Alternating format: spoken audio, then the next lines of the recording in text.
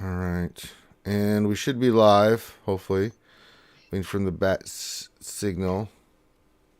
And we are live. Hello, everybody, and welcome back to another Reality Scoot Gamers Jedi Academy, the stream where we hang out with you awesome and amazing folks and do nothing but answer questions from you, the community, everybody in chat, around the world. Questions about Star Wars Galaxy of Heroes, the mobile game brought to you by Capital Games. I'm your host, Ranger J, 1999. Welcome you into another, for me, an early Saturday edition of the Jedi Academy. It is super early. I'm drinking coffee and trying to wake up. It's never easy. And I've got a busy day. I really do. I've got to do the Jedi Academy.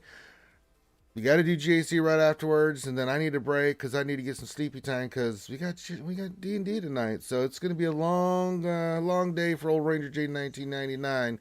But that's okay. That's what we're supposed to do. That's what you do when you're a streamer, especially when you got the busy days. So that being said, if you're new to the Jedi Academy, I'll break down everything and how it all works here in just a second. But let's introduce our panel of people that are here so far. Of course, we've got the country vac and big country mags joining us right now. Skull, y'all. That's right. We're gonna drink and just talk some BS here and swuggle it up. Also joining us, not a country Viking, more of a Scottish something. Aldous Sunfly from the island. How are you doing? Yes. Hi. It's the afternoon. And yes, you are an hour earlier this week. You're on at 2 p.m. instead of 3 p.m. Well, I'll be damned. So, quite miraculously. Well, it's just the way science works, you know. I mean, can't explain it. Don't need to. All right. So we got them. I'm sure as always, we have lots of content creators, and the whole purpose of Jedi Academy is to have as many content creators and guests on that we have knowledgeable folks about the game to answer your questions. That's right. This is nothing but a Q&A show, and the way it works is I'm sure you guys have questions. So if you do, it's simple. If you want to get your question scooped up by old Ranger J 1999, this dum-dum right here, all you need to do is keep it simple, stupid for him, and that is put the word question in front of your actual question statement.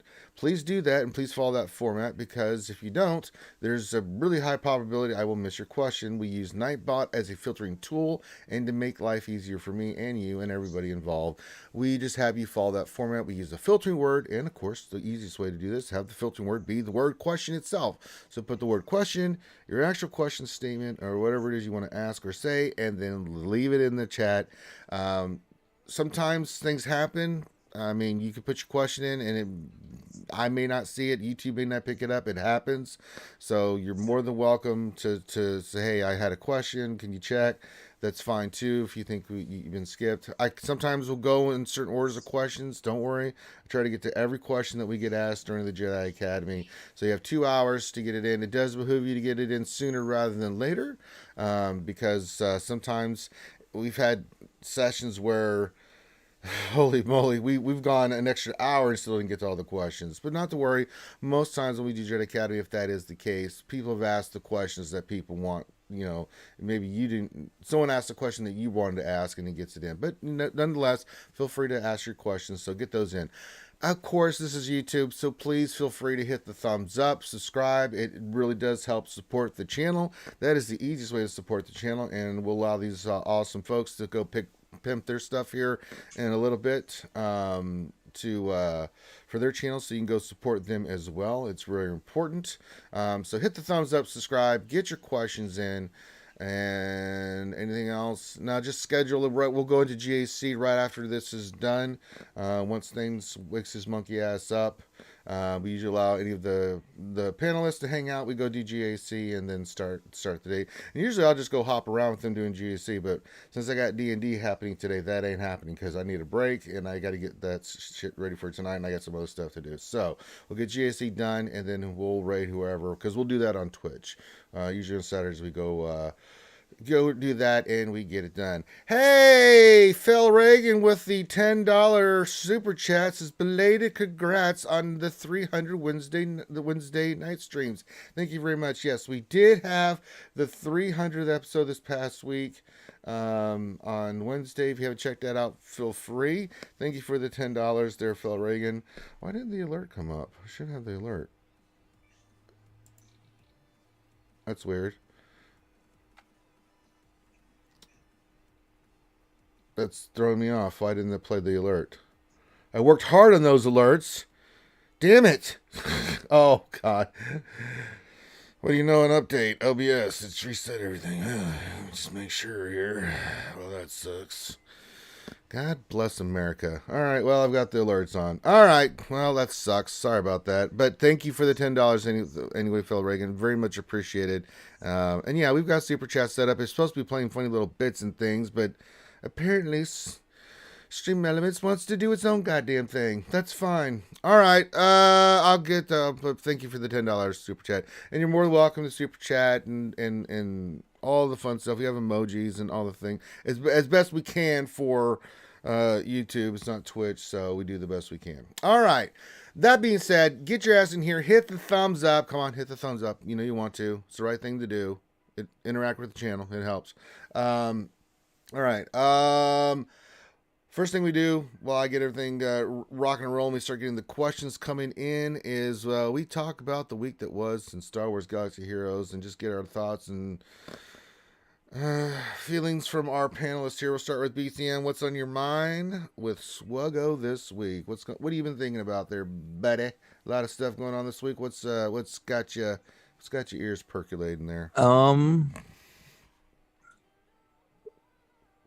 Yeah, I've been really busy. I didn't see the look ahead, but I've heard it's really good.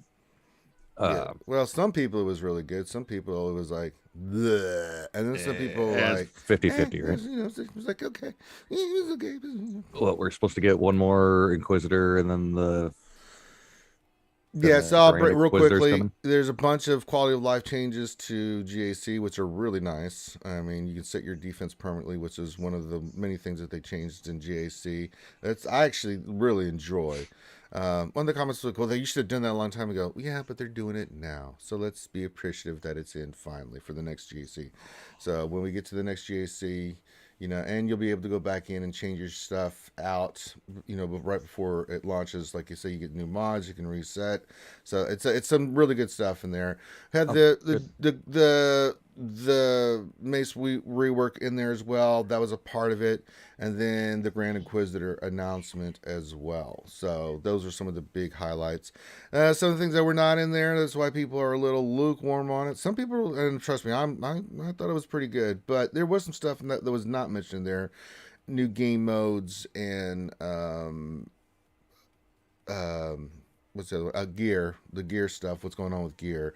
So those are two things that were kind of not talked about in the road ahead. But yeah, I don't know what else to highlight on that. I think that kind of covers the main points of that. Yeah, I mean, I'm excited to use Mace. There we go. Thank God, got rid of the sight tone. Windows 11, folks. It's not. It's not talking about Windows 11. Oh, boy. Anyways, you had to go back way to get to it. But no, the Mace window work. It'll be interesting. I've already got him mostly geared. Mostly. I think I got him at like gear 10, and then I upped all his stuff. And so far, he seems like he's working pretty good on certain teams. Still got to find him a home, but it adds a Jedi to my repertoire. Mm-hmm. GAC matchmaking is still, it's still there. Had a rough first round. I'm probably gonna have a rough second round. So this might be a week I'm going 1 and 2, possibly, maybe 0 and 3. But take that over. I'm already missing double drops. I really am. They should just keep that all year. I know, right? For the gear settings, I think they just need to make it double drops, and then when they do double drops, they just leave it, quadruple them because it's nice. It was nice. Not gonna lie, double drops are pretty pimp. I had a lot of good results from double drops. Got actually quite a lot done that I was looking to get knocked out. So Yeah, I got a couple or I got my 501st all up a relic level. I maxed out Vader, got him to 7 for the executor run. So yeah, all right, it was nice having that extra equipment. all right.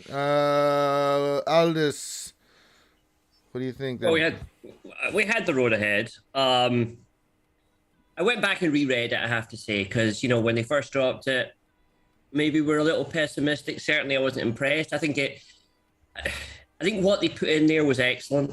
The problem is the stuff that was missing. Yeah. And there was no mention of a new game mode, even though that had been mentioned kind of before. There was no mention of the next GL. There was no mention of the gear changes. So maybe 3 things that people maybe expect to be in there. So it was almost like, I think it was sort of everybody expected certain things to be in there, at least maybe 2 out of those 3. And there just wasn't. And I think the Grand Inquisitor would have been a wonderful thing to have dropped had they not just dropped like effectively 2 or 3 Inquisitors, and all of us kind of knew it was heading that way. But that was quite nice to kind of see. Yeah, I mean, look, I'm old school. I would love the road ahead to be more of an advert and more of a slightly teasery kind of stuff. I know that in the past have been criticized for promising stuff and then not delivering, so I can understand why they're a little bit more reticent to put things in. But yeah, I think there was 1 or 2 things that I think there's just too many questions out there at the moment. We've still got the nerf hanging over SLKR versus Lord Vader, which seems to have just been left now, but they haven't really confirmed that. They're looking at a number of other I think there's just a few things that they could do with tying up the loose ends, or maybe tell us, look, we'll get back to you in maybe a month's time with that or something. I don't know. They could do with maybe, I would like to have seen them mapping out more of the next 3 months as well, or giving a little bit more, even if it's vague bones on it. I think I felt as though the road ahead was probably a bit late as well. So when it felt as though I was going to get it 2-3 weeks ago, when it came out, I expected it to be a blockbuster. And it was just a bit, is that it? Where's page 2? I was almost like a little bit. But what they put in there was excellent. They've added the Omicron stuff, which is genius. They've added the teams into the GAC sort of way that's done. Is going to be good. It's going to cut out any sort of mistakes and stuff. So yeah, what they put in there was really, really good. But for me, I would have loved a bit more of actually the road ahead. I don't want to be too facetious, but a lot of people, we knew a lot of it. A lot of it was a bit about stuff we told you last Friday. So that's kind of the main thing. Apart from that, I'm quite enjoying the game. The game's good. Double drops are good. Yeah, the game's in a good state. The Omicrons have really spiced up GAC. They've put a variety back in there, which is great. They've differentiated rosters. Wampa's great fun. Oh my Everyone God, that's got it. Wampa's doing. Oh my God. The Wampa Omicron is just one of the greatest things. I mean, I knew it was going to be good, but again, it's like Echelon. I didn't know it was going to be this good. Jesus Christ. I just, when you test stuff, I mean, you do the best you can. You test it as much as you can against stuff, and it's just physically impossible to test against every single thing that you could probably see in the game. And I knew Wampa's Omicron was good, but I was just, people are asking like, what do you think? I'm like, it's good. I just don't know at our level, because when I was testing, I'm like, I could see in certain circumstances doing pretty well, right? But as always, it gets out there into the world, and y'all come up with crazy stuff. It's a good. It looks. I mean, so I always raise an eyebrow when they launch something and then they reword it up, because it implies to me that there was a previous iteration that was, say, at 50%. I think it has. No, that was just that one. I can tell you that was just a typo. It was a typo. It was a boo boo. But it kind of makes me think that somewhere in someone's mind, 50 was, So I don't know. I always like that, but that Omicron is just great, and great at all levels. And I would hesitate to say it's probably the best now for value for money. A single character that you have to have for a GL, which can now solo teams for 68 banners is phenomenal. Yeah, I mean, there's caveats that you have to get them up to certain relic levels and stuff to make it work. So, depending on where you're at in the game, Yeah. but yeah, it's, and I'm always happy when that happens. Like if it's overperforming what I thought it would do, then that's always in my mind that's always a plus, right? Because I always try to be conservative on my assessments when I tell people how good something's going to be, because if I say something's going to be really good and it's not, then of course everyone says I suck, and and it's like, oh Christ, I don't want to deal with that. And bye. It's like, so. But no, yeah, Omicron for Womp is pretty good. I love the Mace rework. I think that's been well received as well. And I'll say this about the future stuff. I'm gonna tell you that, I mean, they do plan out stuff well in advance, but they're not gonna announce it until they're ready to announce it. And if they're having problems and stuff, I think they've learned it's better to be cautious and wait before you announce something than just to get it out there and put it out there for people and say, hey, this is coming, when it may never come if they can't get it fixed or make it work. I was considering. I was considering this. When I was reflecting, thinking, well, hang on, what if they did say, that's no moon at the end of it, and we all went to town and oh my god, it's coming, it's the Death Star radio. But I do think that the community and the content creators today maybe aren't quite as pernickety or salty, and we're more realistic because we do actually love the game. I think as we've all matured, I don't think we would be as concerned if they did say, because look, I think we've all seen things they've wanted to bring to the game, and then eventually at the last minute they've had to not bring it, or they've maybe changed. Yeah, I don't know. I wouldn't be too bothered if they said, look, we're working on. Well, they did say they were working on a ship raid a long time ago, and it never came to the game. They did say they were working on special things for each character. I don't think we'd necessarily hold that against them. I think that there are people that definitely hold it against them, man. Are you kidding me? But that's not, Doja Fett and Crumb are the new people. A lot of these things came a long time ago. I do think the way that Doja Fett communicates, they did a great job in the video, and a great job with communication. Really love what they did there. So I do think that the more that, and this is kind of the good thing, is the more that Doja Fett interacts with the community, the more he joins things, the more he talks, the more he buys kind of goodwill, which is good. So I think they could have given us more. They could have alluded something. They're obviously working on great things, but yeah, it's good. Yeah. All right. So keep getting your questions in. That's just our thoughts on everything. I'm sure you guys have your thoughts. You have your questions that you want to post in. You're more than welcome to. As I said, follow the format. Put the word question in front of your actual question statement. As you can see, people are already doing that in the chat. So follow their example, because if you don't, I'm most likely not going to catch your question, and that's not on me, that's on you. All right, let's get to some questions here. First one from you says, question, what is the meaning of life, the universe, and everything? 42. All right, that was an easy one. I just slam dunk that one. All right, Darsign 1972 says, question, for me the road ahead was a huge letdown. Nothing on phase 2 gear and no new game mode. New legendary is nice, but there's nothing new or fresh to look forward to. And characters only go so far. Well, I mean, at this time of year, this is kind of what we had last year at this time, where we had a few marquees. Of course, there were some really dope-ass marquees. And although, I gotta say, the Inquisitors are starting to come together and starting to look nice. There's been some reworks with Mace, and Omicrons have been a thing. But I remember going back to last year, beginning of the year, this is kind of like their end of the year. Come April, May, June, we started getting stuff just popping in.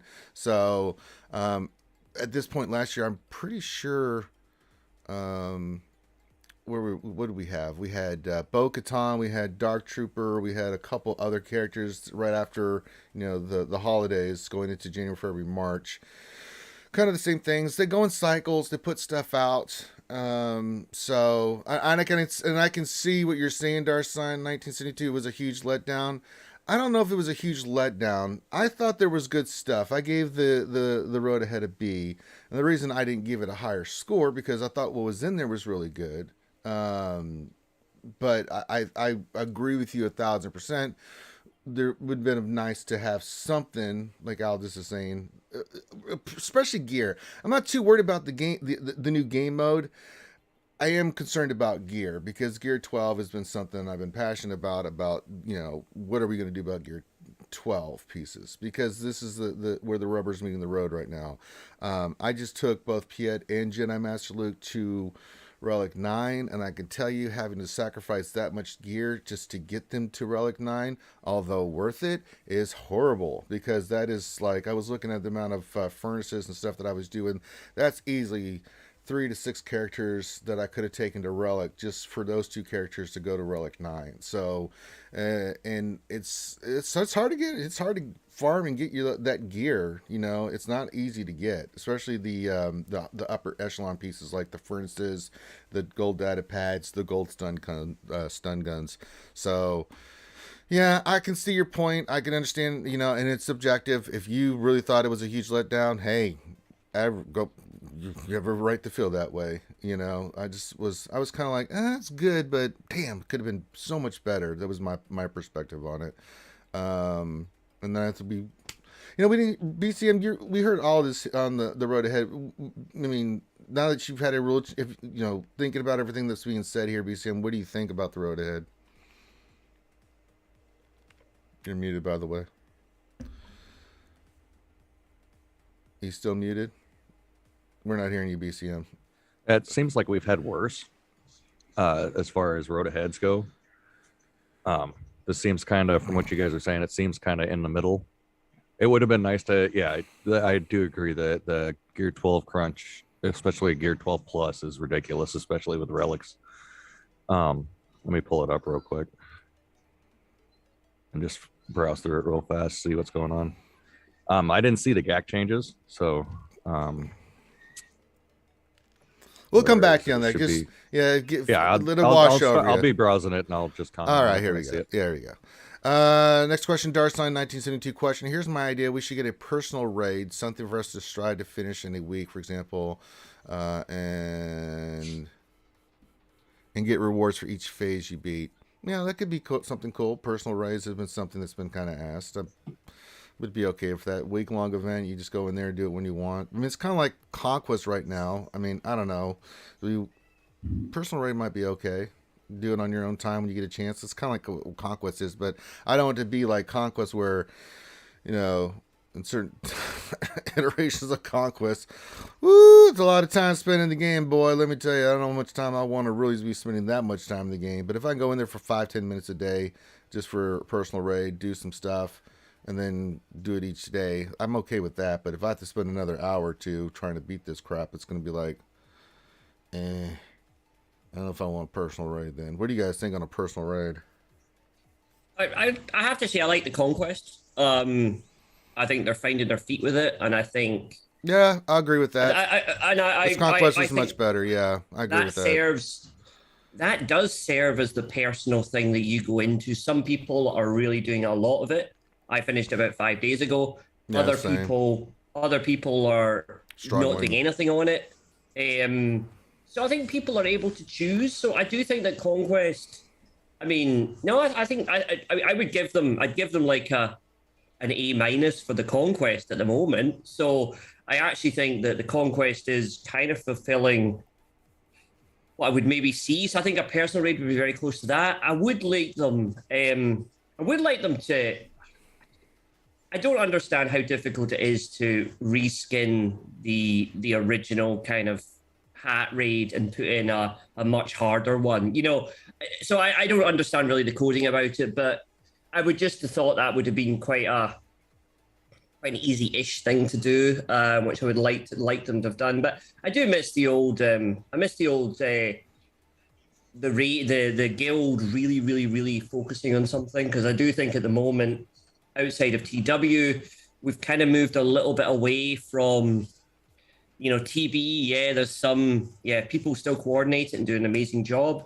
But again, it's becoming less and less and less something everybody's really striving for or trying to work out. So yeah.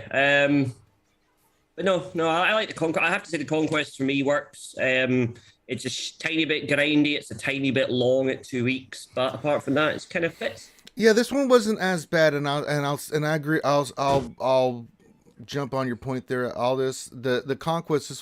This conquest has been much easier, much nicer. However, there are some caveats, like the Sector 4 boss Lord Vader has really tripped people up. But other than that, if we just talk about the feats, which you can kind of knock out as you're going along, and the other things that they changed, the disc were more disc, and so some of the things that we had problems with the previous iteration, where it was just like I ranted. It's been a while since I ranted, but that previous conquest had me ranting my ass off because I was losing it. It's still, I don't think perfect, but it's much better. It's less grindy because I don't feel like I have to grind as hard because I'm knocking out stuff. Every time I do a battle, something's being knocked out. As with the other ones, it was like you had to get through the whole thing and then go back in and do stuff. And then at the last, and then try to knock out the feats separately because you can only do them in Sector 1. So I was like, damn, that just drove me up the wall. Plus, it was the difficulty. And so, yeah. I have to say, I also like the 5-star unlock. And being able to get there. Like, so I unlocked the TIE fighter maybe a week ahead of, or 2 weeks ahead of some people. So, that TIE interceptor thing is quite good fun. So I told you it was a good ship. I do think that also adds in another kind of choice element. You can blitz the start of the second one and you can get the 5-star for that week in GAC. So I even like that cadence to it this time. I know the others have been kind of 7-star unlocks, but yeah, it's been good. Yeah, I wouldn't change Conquest. Yeah. You gonna say something, BCM? Oh, I was saying Conquest for me is kind of Galactic War 2.0. Yeah. It's on steroids, but this is kind of what Galactic War feels like it should have been. At least like one sector for Galactic War, right? Yeah. Because now Galactic War is just, you just push the button and go. So yeah, I don't know about that. Personal raid, I don't know. We'll see how it goes. All right, what else? 83 question. Why call them Galactic Legends if multiple non-GL teams can beat them one-on-one? Supposed to be top tier, but they apparently aren't. Even GMK Cat can get beat by Padme Cat. There's still a nightmare to face. I mean, what else? 73. You and I have the tools to beat them with non-GL stuff, right? That being said, we're using teams like you just mentioned, GMK Cat beat Padme Cat. They did put in their tier things that Cat should be able to, take on GLs, right? That's what she does in that one post in the forums. I'm okay with there being non-Galactic Legend counters I just think it adds more. I love the reason I love GSC so much is it's like a chess match, right? There's just certain things that we're changing and moving pieces all around, and you have your main teams that you're using, but I'm constantly changing the makeup of my teams as I'm looking at stuff and how's my opponent going to play, and I love if there's more options. I'm happy with there being more options. I don't know about Wampa soloing C. I think that's a little overboard. But I mean, if you have a full team and they can beat it, then I'm okay with that. It just makes you think more about what you're going to put on defense to kind of counter what they have, so they can't use it and force them to use that somewhere else. I don't know. For me, it's okay. And even then. With non-GL counters, it ain't a guarantee. It really isn't. I mean, you can still, even using GLs versus GLs, you can get your ass kicked. I did that. I mean, that just happened to me on our, not this last round, but the round previous. Like, went in there with Jedi Master Luke versus Kenobi. I've done the fight a million times. RNG worked against me. I got my ass kicked. And that's a Relic 9 Luke. It's like, Jesus Christ, this thing's gross. It's like, oh my God. That's one thing. That's one thing I will say. I think some of the conquest characters need to be farmable at this point. That's a good point. Yeah, it's like, okay, they mentioned that Razor Crest is about to be. You mentioned Cat, and I have nowhere to get her, and being she's a 7-star unlock, I think I'm like at 2-something shards for her. Yeah, I'm at 209 of 330 to unlock her, and you say these oh yeah, just use Padme Cat or use JMK Cat or whatever. It's like somebody at even just under 6 million doesn't have that, and maybe that's my fault for not pushing forward hard enough. But um, I was expecting her to at least be farmable by now. Same with Razor Crest. I mean, the Razor Crest is finally farmable. Well, farmable, if you got the crystals or the currency. But Yeah. I already had that, so it's like, okay, next. But yeah. Same with like some of these super characters that we have, like Ki Mundi. You can only get them once a month, and that's if your guild is hitting that spot, right? But what if you got a guild that can't do that? Yeah. Boba Fett, Maul, all these guys that are like, we talk about them because some of us do have them at the the 10, 7, 8, 9, 10 million account level. But then you go back and look at some of the guys that are, and I'm in Kyber 3 for crying out loud. Below me don't have that opportunity anymore. So they need to be faster with how fast they get those characters. I mean, a year for Razor Crest, okay, but I mean, damn.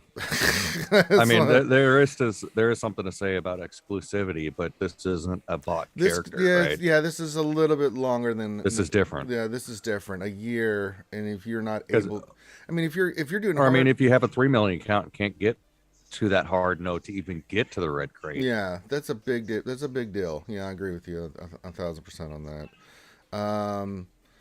I think it's great. I mean, like, so we all want non-GLs to beat GLs. I mean, when they put that, so what was it, State of the Galaxy, they did that hierarchy of needs thing or whatever they put in about, I just didn't like that. I don't like them trying to kind of state, because actually there's always going to be an exception, and the next character they release is going to end up being an exception to that. And like I say, the fact that a single Wampa can take down a C team just kind of turns that on his head. But I think that's the way it, I prefer it that way. I do think that the GLs are too expensive. And I think the problem they're going to have now is that after Lord Vader, I think a lot of people aren't going for Lord Vader or are hesitate. I mean, Lord Vader's a great GL. He's just an offensive GL, not a defensive one. So you don't put him on defense. But a lot of people will skip his farm, even though the characters you get are actually quite good, and will go straight for Star Killer and then probably straight for the Inquisitors. And if they were to launch another GL today or tomorrow, and again, they were to up the level of requirements on the relics people need, I think a lot of people would be a little bit more hesitant in actually farming it, because what they're kind of showing or demonstrated is that, there's too many characters. I think Nathaniel Morgan made a great point. There's so many characters with so many mechanics.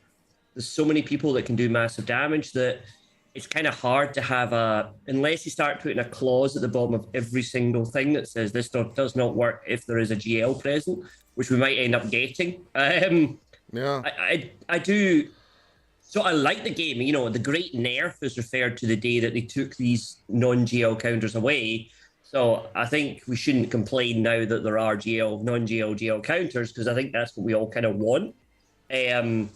I think it is a very fine balance, and I think if anything, it's their next inverted commas GL, which I don't know how much they'll charge as far as relics, because you've got to be careful there. Because I think what Lord Vader's told people is these characters are great, but they don't win you. You don't buy it. You can't just buy GACs. You can't block a territory anymore by having them the way you maybe could have done a long time ago. So, well, some are better at it than others. Let's just be real. JMK Cat on defense with Padme is a nightmare to face. It really is. It is a tough ass fight. Yeah, you can beat it, but you only have a couple of options to beat it. And Rey is still the queen of D. If you put certain teams down and they don't have, like, even then, like when I look at my GAC, I still get holds with holds or where I've got a hold or two and they clear it, but I've got a hold or two, or they just flat out can't get past it. And I'm facing a lot of efficiency fighters that are using GLs against it. So that kind of tells me GLs are still very much valuable. It depends on what team you're running with it, so you have to be careful with that. I mean, if you're going to run Rey with 3 tanks and something else, I'm going to gas the hell out of that because it's like, okay, Right. Ray's great, especially if you don't have an offensive Ray. And I see a lot of people that like to still use the really high health Ray and stuff. I'm like, okay, I'm going to gas that. But, people will adjust their accounts and stuff. And I think it's make good. it I think the Omicrons, I think these new characters have put it in a good space. I just don't. I think they don't need to be quite so striated on here's a GL plus its conquest. Here's a GL. I just don't think they need to necessarily state that. That was kind of thing. But I do think that the GLs are maybe too expensive for their value in comparison to many other cheaper options. Anyway, Yeah, I think it's a sliding scale because some are better than others, right? Yeah, so I agree. like It's a sliding scale. with Slacker and Ray, you get a secondary team. JML, you get a secondary team. C, you pretty much get a secondary team. some Imperial Troopers. There's some pieces. Three of the big hitting Imperial Troopers you have to have relics. I mean, Lord Vader, you do get Bad Batch, and Bad Batch is Kenobi. Kenobi's just It's more Jedi, right? It's Jedi and Galactic Republic, but those are pretty much a lot of people. I mean, a little bit of Bo-Katan and stuff like that, but Kenobi is like maybe the exception where you don't get a spare team. I think any team should be able to beat any team in the game, depending on what your mod status is and how the mechanics are working. Yeah, GL or not. Yeah, I just think it should. I don't think it should be a hard counter, but if you've got a team like like for instance, Jedi Revan, Jedi Luke against SLKR, still can work. It's still a very viable option. Doesn't mean you're going to win, but it's 80% for me. I think I've won more than I've lost. But. Yeah, but you still lose on it. So but look, think about what you're using. You're using Luke, Jedi Luke, and Jedi Knight Revan. And so you're killing like 3 teams. So I think. Sorry, I think it was maybe Loki or somebody was describing other games that have very regular balance changes. Which we've never had in this game. We sort of go a very long way and then we have a massive balance change. Maybe if instead of waiting and then doing a big nerf, they just got into a monthly approaching of, okay, we're just going to tune that guy's damage up a tiny bit. We're going to tune that, and very subtle might be and yes, we'd be the testers because we'd be the one that would be generating the results, but maybe that'd be something that might maybe allow them to maybe adjust without making such drastic kit changes. No, sometimes kit changes have to be changed drastically for the good or for the bad. Yes. There's just no way. Sometimes they're broken. Yeah. I think they just have to have better communication in game if they were going to start doing that, because as you all know, how many people in the community that play SWGOH actually are paying attention. They don't read the forums forums to it's SWGOH. A lot. Like I said, I still amazed. I ran into one guy at work that didn't know what GG was, didn't know what the forums were, and I was starting stream, and I never did that. I never looked at it. Look, everybody, it's world famous Kate Gaming. Morning. Good morning. She's here. Good morning. I'll be right back. I need more coffee. You get that coffee, Kate. How are you this morning? I'm good. You get your lunch ready for after we get done stream. Kate always eats her lunch after we. I just ate breakfast. I had a blueberry bagel. I was really happy. Okay. I found blueberry bagels at the grocery store. Nice. And they're my favorite. Yeah. So. Do you eat it with butter or do you eat it with cream cheese or butter and cream cheese? Cream cheese. Okay. Cream cheese. Yeah, that's the way to go. That's delicious stuff right there. All right. Let's get to our next question. Cashmere question. I just unlocked Star Killer. How do I mod him? I personally have offense on him. Lots and lots and lots of offense. Why? Because he's getting called to assist in the team I'm running with C and Mary Jade constantly. And I've pretty much, a lot of times I've beaten teams without even get to his ultimate because he can just ramp up and just kick the shit out of stuff, man. He is unbelievable in GAC.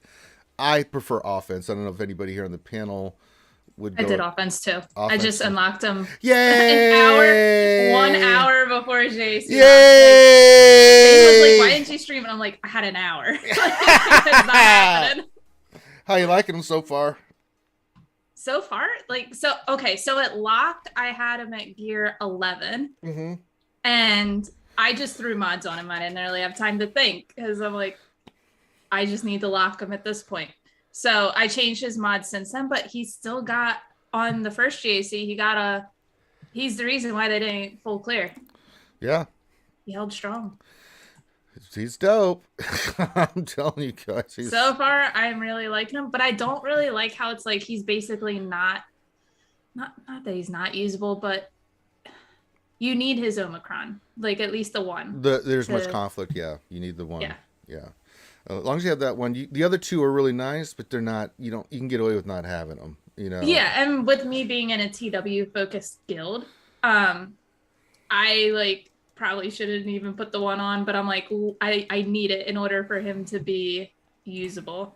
So yeah, and he did get, I guess, a subtle buff with the Mace rework, because Mace is lightly turned up on that team. It's a good place for him. So that's where mine is right now. I'll tell you that much now. I think the very top end will be putting Mace with Starkiller. So all that kind of improvements they made to Mace is also kind of subtly improving that Starkiller team. So yeah, I'm digging it. All right, let's get to our next question. Star Knight JBS's question: why is CG so cheap? The last 4 days I did 4 Cantina refreshes on it, not one Omicron out of any. So sad if you ask me. Star Knight, it's not that they're cheap. It's just that some people in this game win and some do not. I am not a winner. I am known for a couple things. Swevens. When I roll packs, I always get Swevens. I also do mod depression and miss horribly on that. So when there's nice things to be had, it's you and me and a lot of us that don't get it. However, I got one. Double Kate drop of Omicrons. See, Kate's one up on us, but like if you look at people like Loki and other people that get these crazy pulls and actually get 330 pulls and 145 pulls on characters and get lots of Omicrons and stuff like that, it's just sadness. it's really sad. It's because people are like, hey, I just got 6 Omicrons. Like, great. And I'm happy for them. Like, yeah, that's not going to happen to me. So I've just accepted my lot in life. The Illuminati is definitely looking out to get me. And, but I think for the most part, Omicrons were not a high drop rate, even with the double drops. I think I got 1, maybe 2 this whole week, and I was doing the refreshes like a madman on Cantina for salvage. I think I picked up 2 this entire week, which, if you consider all the pulls that I did with the double drops, I mean, it kind of seems like panel that they kind of lowered the drop rates on Omicron since it was going to be double drops and they didn't want it. That's what it feels like to me. I don't think so. I usually get like none anyway. Oh, well, there you go. Yeah. So I don't think they mess with the drop rate at all. I hate the fact that he was even there. I wish they would remove it. I think the drop is so low, it's not worth it. Just give me 1 a week from some ship thing or some challenge. I don't know. Well, you get the Galactic challenge. Yeah, you get 2. You get 4 a week. Give me 1 more from there. You want more? I think the drop rates from that Cantina energy is just too low. I think for me, there's kind of like, it might as well have in there 1 billion crystals, but it never drops. I mean, it's like crystals. All right. We know, but like people are looking at it going, oh, I can get 1 billion crystals, but you can't. So no, I don't know. I wish there was kind of a lower limit on the drop rate of maybe, I don't know, 10% or something. And if it was below that, then it wouldn't be on there and it would drop somewhere else in the game. I'd rather they did that. I look at Omicrons right now. It's like it is what it is. I get them where they're at. I get them in Conquest. I get them in Galactic challenges right now. If I happen to get any from all the Cantina, I pull 300 energy every day for salvage materials. The stuff on the right side. If I get any Omicrons on it, bonus. It's just a bonus to me at this point because I'm not expecting it. Nor it's like little Christmas present I got, like, oh, an Omicron. Well, the Omis are the new, like the old Zetas. Like Zetas were so rare to come by. Like they're not just gonna put them everywhere to start with. No. I'm more than happy with the drop rates we currently get and the amount we get. It's just the fact that it kind of looks like it'll drop from there and it just doesn't drop anywhere near where I think it needs to actually be listed. I wish they'd remove it, to be honest. Yeah. All right, let's go to our next question. Author It's like the old Omega stuff. Oh yeah, the Mega stuff was horrible. Author Olafstein says, "Question: Do you think we will get Mitra Revan Reborn, which could lead to a GL Sith Emperor Tenebra?" No, I don't think they're doing anything with the Old Republic anytime in the near future. We got a lot of stuff out there. Not saying that they won't, because we've had a couple iterations of Old Republic stuff there. Mainly Knights of the Old Republic, but there's a couple of characters that are from the Old Republic MMORPG. But we could get on top of that. It's a possibility. Revan Reborn was actually a character when I was talking to CG Carey after she left. We had an interview with her where they said that that was something they were working on and that they scrapped, and I cried that day so profusely because I was like, oh no, oh, there goes my Revan. So will we ever get a true Revan? I don't know. We'll get some of these other characters. I'd love to see them, but I don't know. It feels kind of right now that they're in a certain pattern, and you can kind There's too much in the pipeline. Yeah. There's too much with the Kenobi show, God. Mando season 3.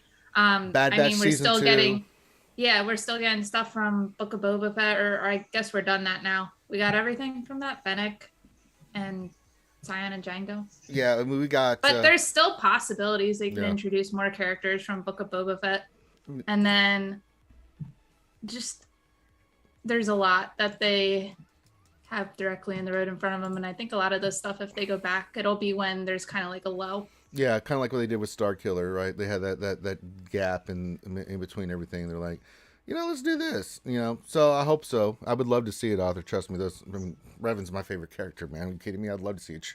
Revan Reborn, true Revan. Let's go, baby. Now that I would consider GL level. Yes, that is definitely a GL level character. Absolutely. Big D6 question. Close to putting relics on Shand and DBB. What rook level on each of them, and what other 3 characters works best with them? What was the question? Close to putting relics on Shand and Fennec. and, Bod Boba. Yeah, and what relic level on each of them, and what other 3 characters work best with them? All right, okay, so Fennec is relic 7. You can use her. I have her relic 5. She's usable right now at 5, but she's going. I'm gonna bring her up to relic 8 when I can. Yeah, 7 for but me she right is. now. She's usable at 5. Yeah, but the thing is trying to get her special offense into that really high category, because you want her to be able to knock the crap out of stuff. I got the mods that I. Yeah, I've got mine at 11,000 right now, but I want it, and she's relic 6. I need to get her relic 7 because that's going to put her over 12,000, and that's the magic number that you're kind of shooting for. If you can get it ahead of time with mods, if you get the right hits. But yeah, Dad Bob Fett relic 3 to 5. You don't need to go any higher with that on him. The relic 3, he works just fine because he's just there to do what he does, right? Fennec is the one where you want that heavy damage, and then. People have been running, mainly the ones that I've been seeing for like Lord Vader counters and stuff like that. You're seeing IG and Quill in there, and Bam, or IG Quill, and if you need to outspeed and get the turns going, Zam in there, because she's going to boost up both your Fennec and your Dad Bod Boba Fett. It just depends on what you need to use for that team. That's mainly where I'm seeing them being used at. If it's not against the Lord Vader counter, then you'll see more of some other teams. It's different in TW, but I mean, for the most part, that's what I'm seeing. You guys seen any other team makeups or heard of any team makeups with Fennec and Dad Bod? I have not. No. Okay, all right. I mean, maybe some boss led, Django led stuff, but yeah, that's about it, right? Not a lot of.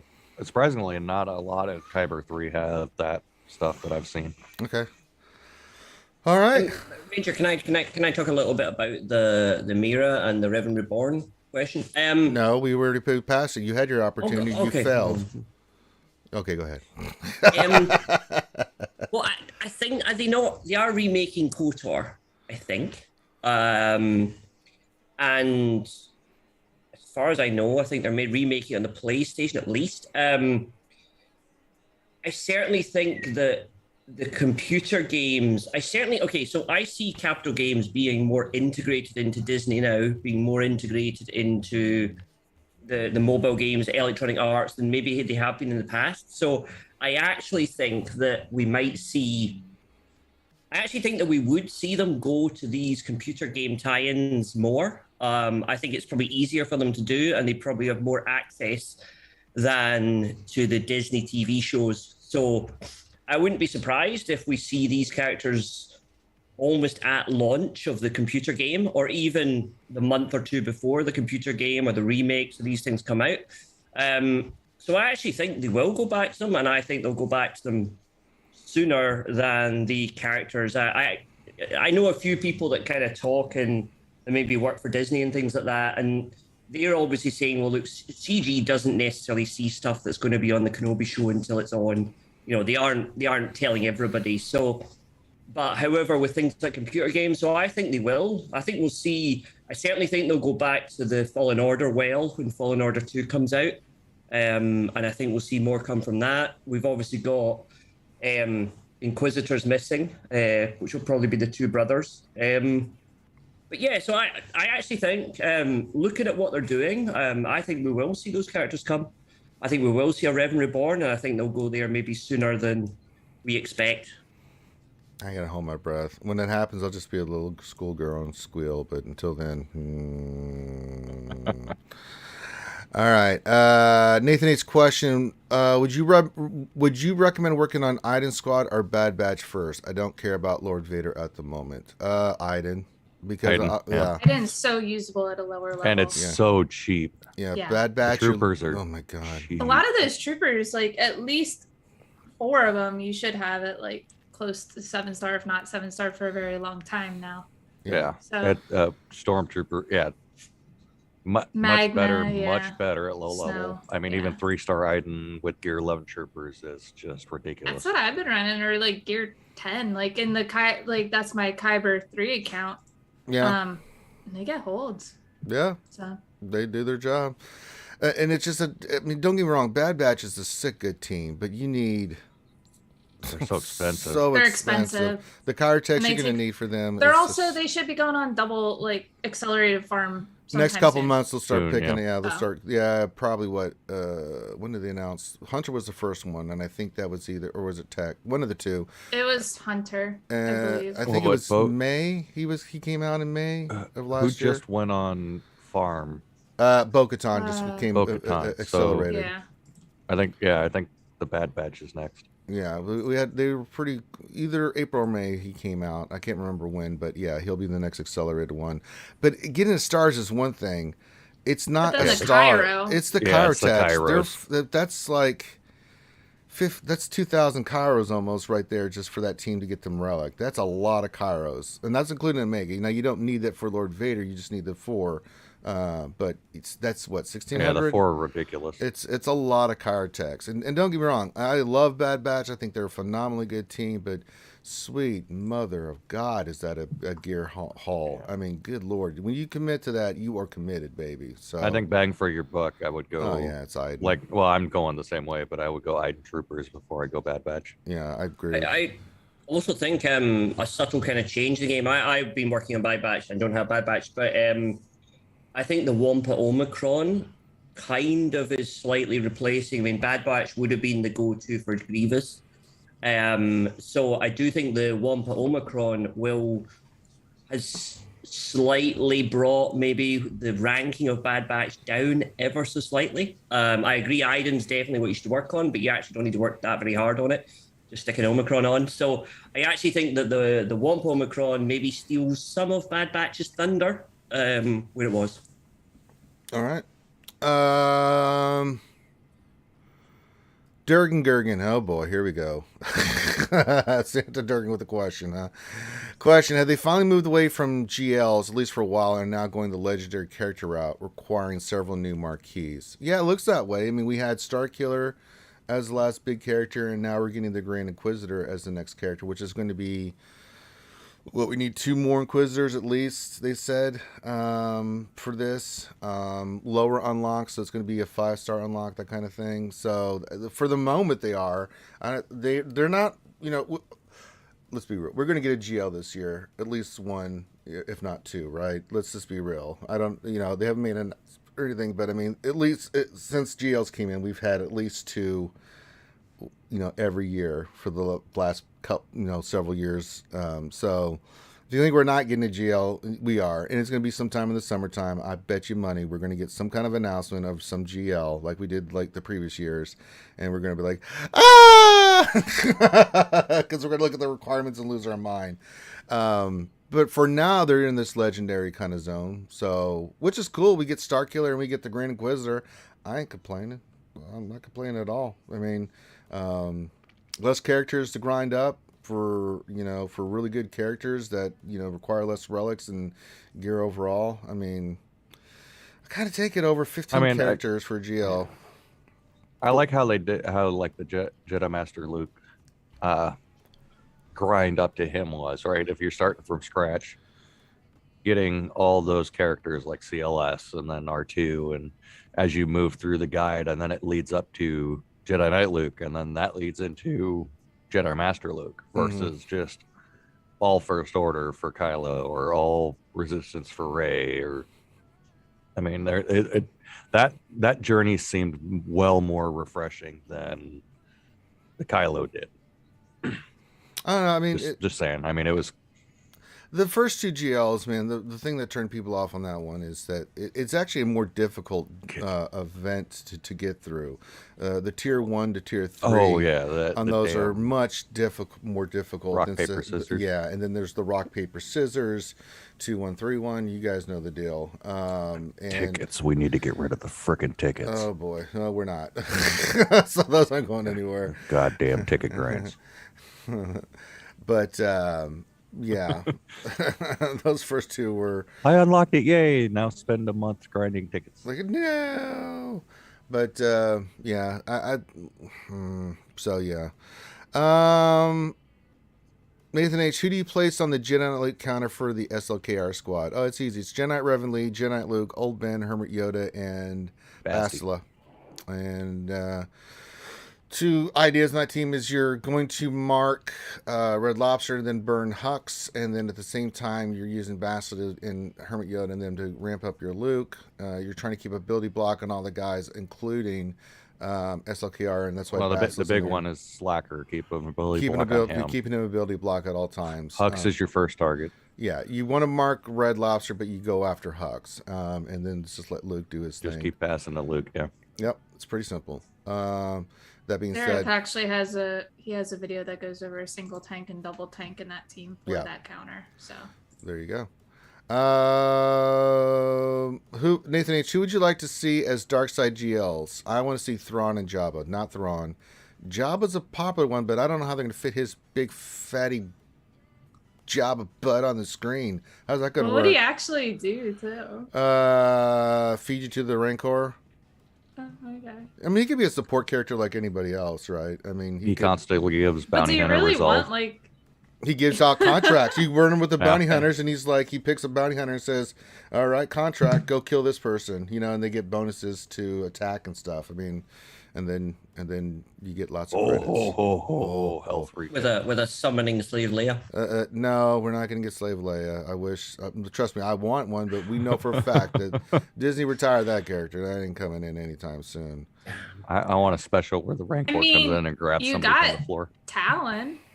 Okay, that's okay. Technically, yes, that is effective. Yeah, but you saw what Talon's fully clothed. Yeah, I know. So they're not going to fully clothed slave Leia, and it's not going in the game. Let's just be real. I want it. Yes, I'd love to see a version of Carrie Fisher in the game looking like that, but it ain't happening. They'd probably just put the bikini over the Leia we got, Princess Leia. Just put the bikini over the white dress that she has on. That's what he's getting. That's awful. All right. What else? 3 question. What's taking so long with the Lord Vader upgrade update? Is it possible due to the Inquisitor faction? What do you guys think? Lord Vader, what's taking so long? I think they've looked at it. I think they've looked at the counter and decided it's actually okay. I think they've looked at that SLKR cheese versus Lord Vader and actually decided it's kind of costing enough. It's costing a GL versus a GL. So yeah, I don't think they're going to change it. I think it's also breaking up your Night Sister team. Yeah, it's breaking up Night Sisters. You're losing. I think Lord Vader is an offensive GL, and I think a lot of people are putting him in defense. and just being surprised he's been beaten. But no, for me, he's an offensive one. He's very, very good in offense. So yeah, I don't think there will be an upgrade. Do I think it's the Inquisitor faction? I certainly think the new things they've launched recently have probably thrown up other counters for GLs that are equally, if not more, questionable than an SLKR beating a Lord Vader. I think probably my comments earlier on about Lord Vader, the uptake on Lord Vader as a GL is probably lower than they hoped for. But so I can imagine they're probably discussing, hang on, do we buff him to make him better? Or do we just learn from it for the next one? No, they need to buff I think they're him. learning. With the amount of for the amount of requirements that are needed for that character, he's underperforming, in my opinion. He is too expensive. They should just lower the requirements to they're not going to do that. So I know, but what I'm saying is all the GLs should have the same ceiling of requirements. The gaining of Relic 8s and Relic 9s, it's the escalation path is unsustainable, and if they want them all at the same level, they should all have the same requirements.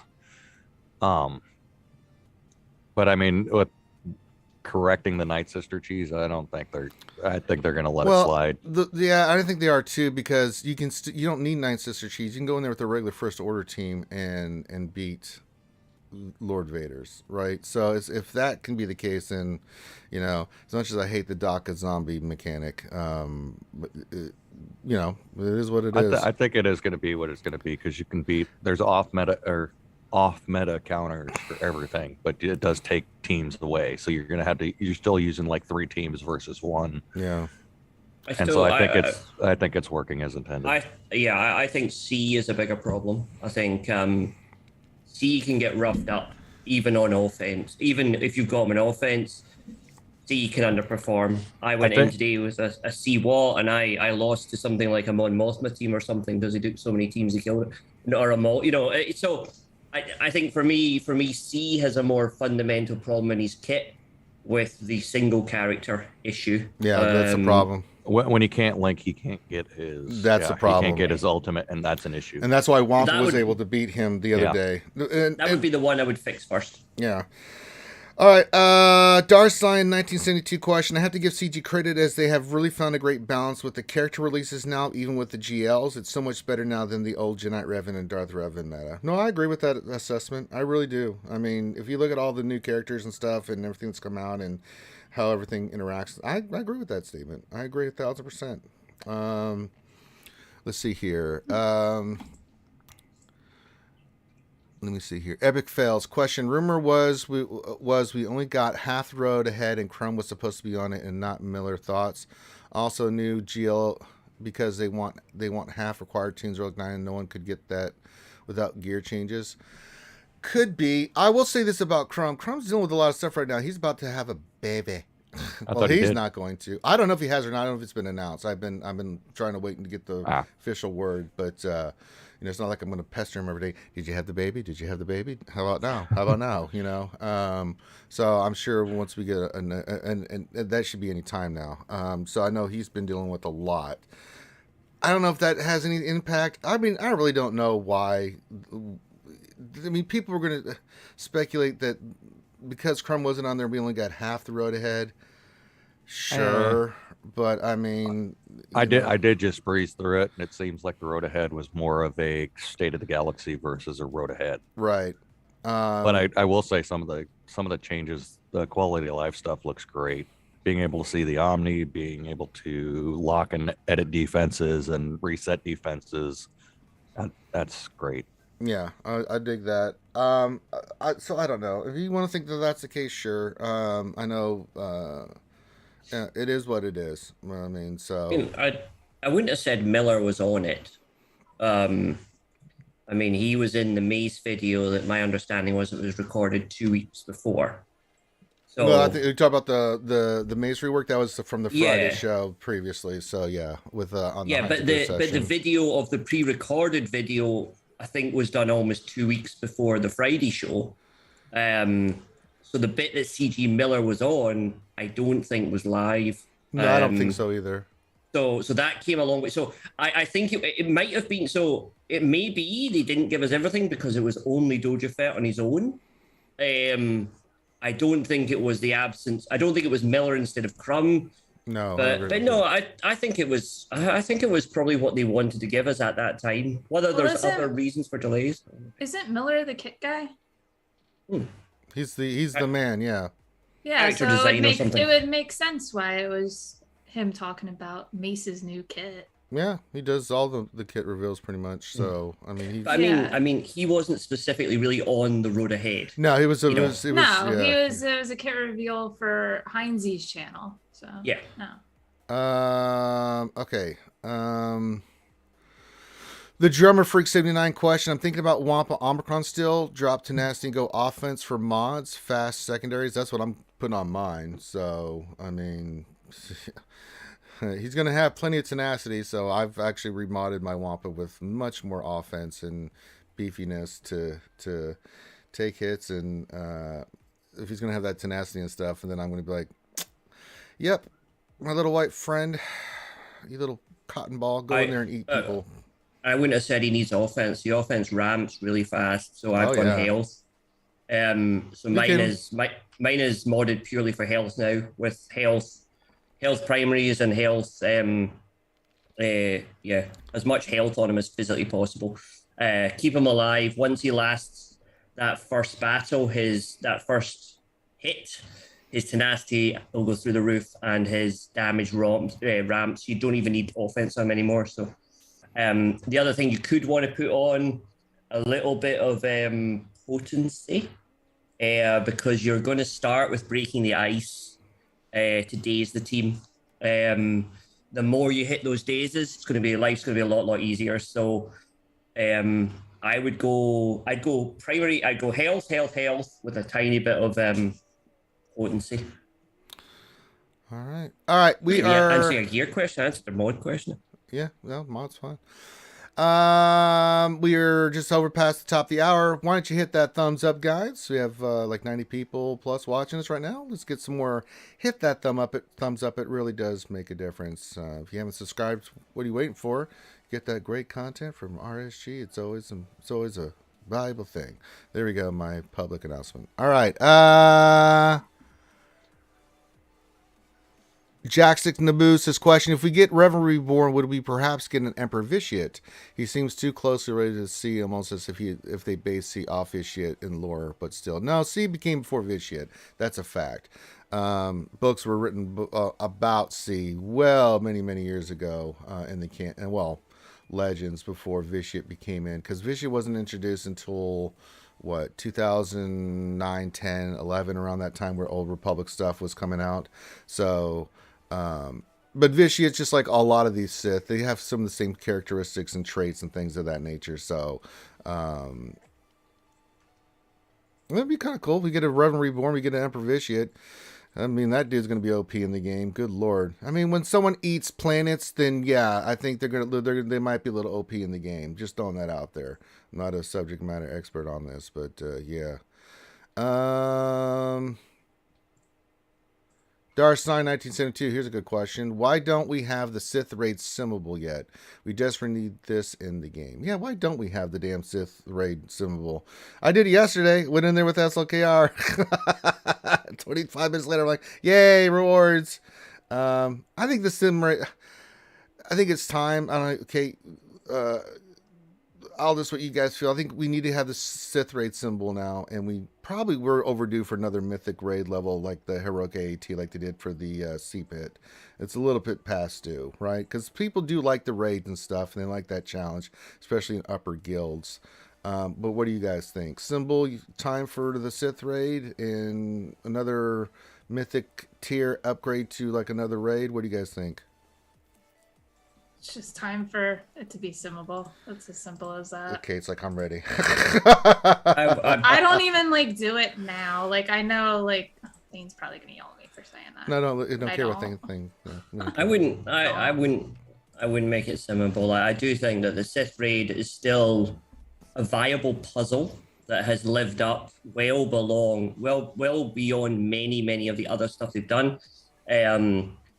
I think the possible rewards you can get in the Sith raid are still probably better than the other stuff, proportionally for how long it came out. So I think the Sith raid does reward the people that are putting in the effort. I don't bother. I just join. I might throw in a team and do a little bit of 1,000 damage or something like that, just to get off the bottom. But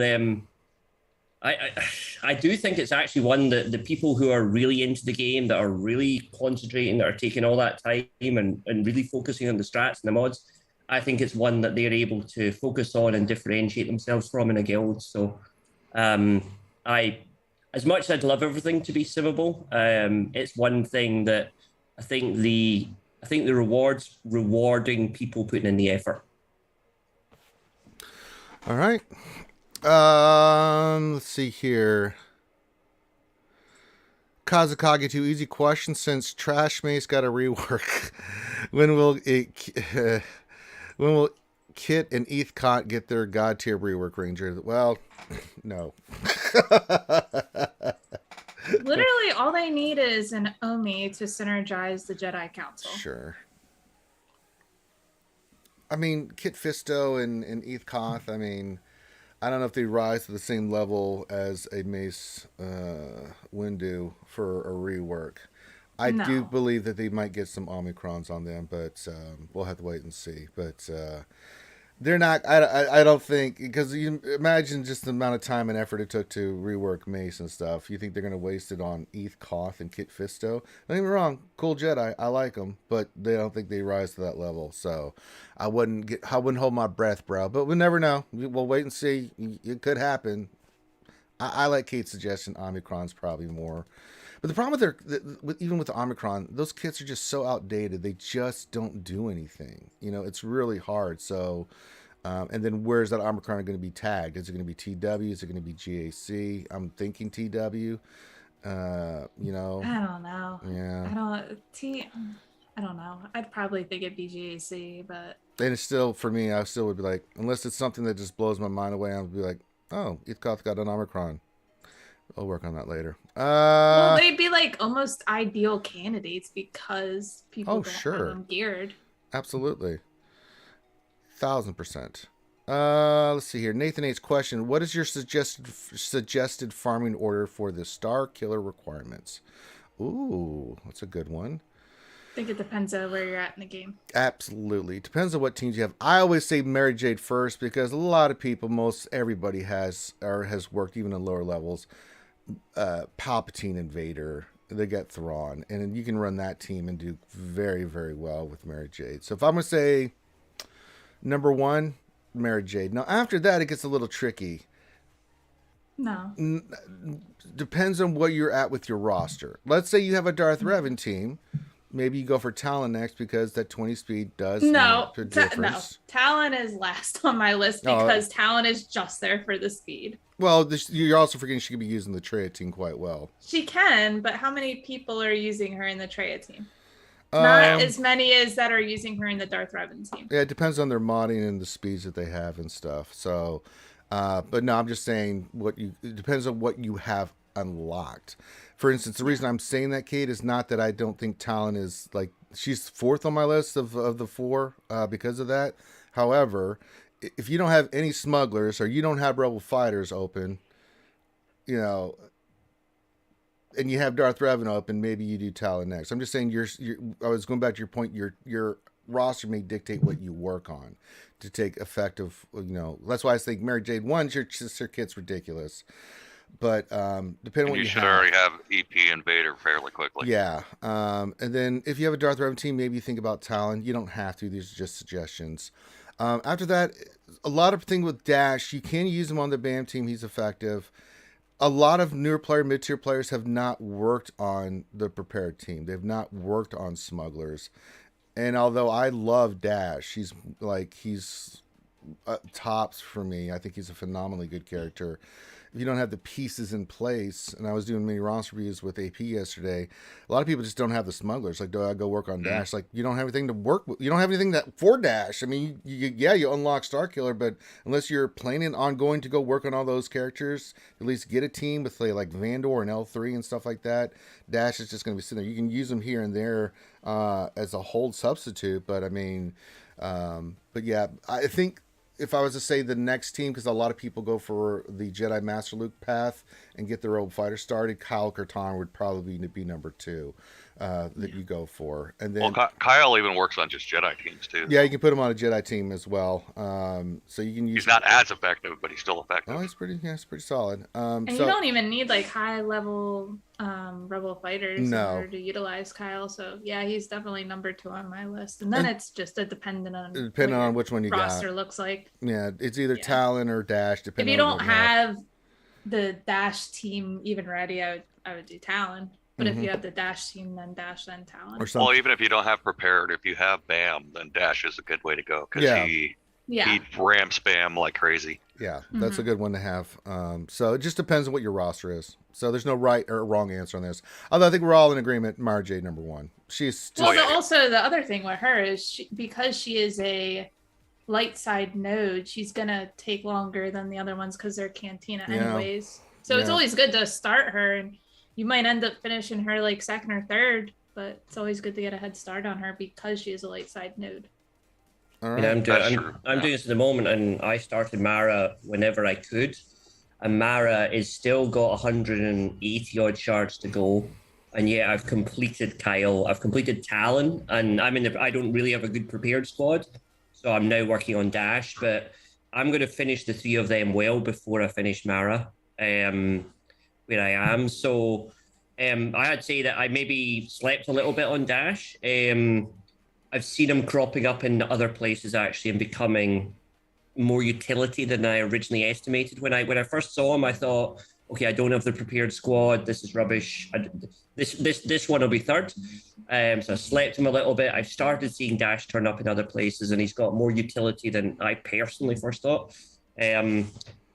But I have to say, farming them all simultaneously, I'm still going to finish the 3 of them before I finish Mara because of the 5, the limitation to 5, and sometimes a refresh and do 10. But compared to being able to do, 3 refreshes on Cantina and do them all on the same Talon, Kyle, or Dash, you do those so much faster. All right. Nathan H says, what are your suggested GMK counters? There's not a lot of those. Padme Cat can do it. Jedi Master Luke with the team can do it. Lord Vader Maul, and you better have Maul in that team, can do it. That's about... I mean, the mirror's possible. The mirror's possible. It's not fun. Well, actually, the mirror will work because you can control everything. Yeah. You're most likely going to win the mirror. Well, you got to make sure your cat doesn't get taken out.